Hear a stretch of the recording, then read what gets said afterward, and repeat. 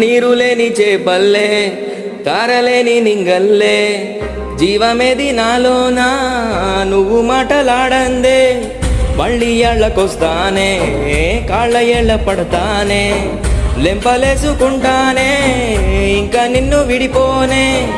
ఉప్పు నీటి ముప్పుని కూడా గొప్పగా దాటే గట్టోణ్ణే నీ కంటి నీటికి మాత్రం కొట్టుకుపోతానే నీకోసం వేచుందే నా ప్రాణం